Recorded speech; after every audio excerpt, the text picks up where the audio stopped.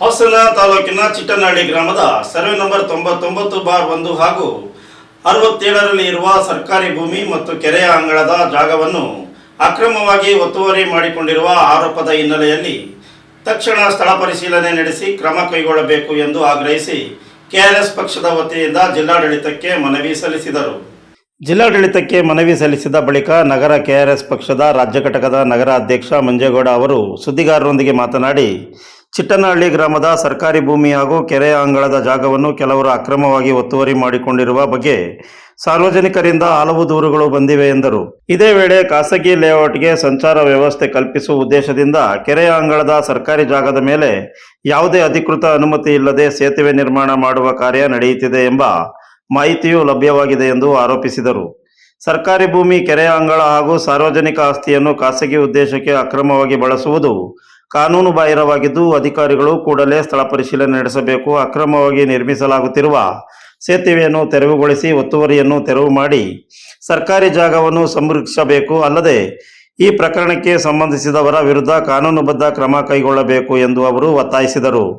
ಅಕ್ರಮ ಒತ್ತುವರಿ ಹಾಗೂ ಅನಧಿಕೃತ ನಿರ್ಮಾಣದ ವಿಚಾರ ಸಂಪೂರ್ಣವಾಗಿ ಇತ್ಯರ್ಥವಾಗುವವರೆಗೂ ಪಕ್ಕದಲ್ಲಿನ ಖಾಸಗಿ ಲೇಔಟ್ಗೆ ಯಾವುದೇ ರೀತಿಯ ಅಂತಿಮ ಮಂಜೂರಾತಿ ಅಥವಾ ಅನುಮೋದನೆ ನೀಡಬಾರದು. ಸಾರ್ವಜನಿಕ ಹಿತಾಸಕ್ತಿ ಮತ್ತು ಸರ್ಕಾರಿ ಆಸ್ತಿಯ ರಕ್ಷಣೆ ದೃಷ್ಟಿಯಿಂದ ಜಿಲ್ಲಾಡಳಿತವು ಈ ವಿಷಯವನ್ನು ಗಂಭೀರವಾಗಿ ಪರಿಗಣಿಸಿ ತುರ್ತು ಕ್ರಮ ಕೈಗೊಳ್ಳಬೇಕು ಎಂದು ಮನವಿಯಲ್ಲಿ ಆಗ್ರಹಿಸಿದರು. ಲೇಔಟಿಗೆ ಇವ್ರ ಜಾಗ ಇಲ್ದಿದ್ರು ಕೂಡ ಸರ್ಕಾರಿ ಪ್ರತಿ ಊರಲ್ಲಿ ಗ್ರಾಮಕ್ಕೋಸ್ಕರ ಸಾರ್ವಜನಿಕ ಉದ್ದೇಶಕ್ಕೋಸ್ಕರ ಬಿಟ್ಕೊಂಡಂಥ ಆಸ್ತಿಗಳನ್ನು ಬಿಡ್ತಾ ಇಲ್ಲ ಇವರು.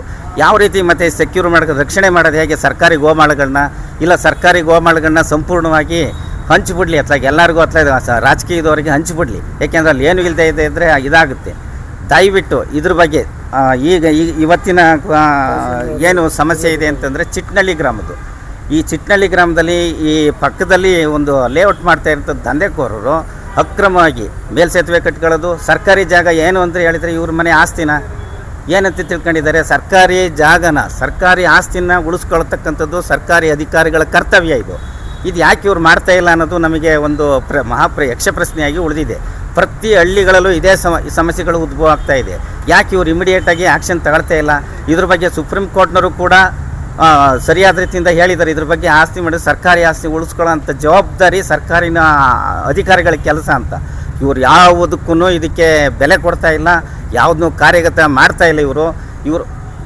ಆದ ಕಾರಣ ದಯವಿಟ್ಟು ಈ ಬಗ್ಗೆ ಸೂಕ್ತ ಕ್ರಮ ತಗೋತಾರೆ ಅಂತ ಒಂದು ಇದನ್ನು ಮಾಡಿ ಇವತ್ತು ಮೀಡಿಯಾ ಮುಂದೆ ಬಂದಿದ್ದೀವಿ.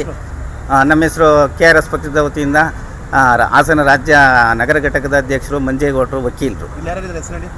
ಇಲ್ಲಿ ನಮ್ಮ ಕೆಆರ್ಎಸ್ ಪಕ್ಷದ ರಘುನಂದನ್ ಇದ್ದಾರೆ, ಗಣೇಶ್ ಇದ್ದಾರೆ, ನಮ್ಮ ಜಂಟಿ ಕಾರ್ಯದರ್ಶಿಯವರಾದ ಮಧು ಇದ್ದಾರೆ, ನಮ್ಮ ಜಂಟಿ ಉಪಾಧ್ಯಕ್ಷರಾದಂಥ ಜಗದೀಶ್ ಅವರಿದ್ದಾರೆ, ನಮ್ಮ ನಾಸೀರ್ ಅವರಿದ್ದಾರೆ.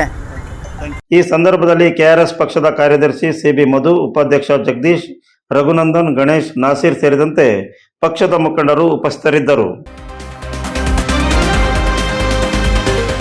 You are watching TV46 News Kannada.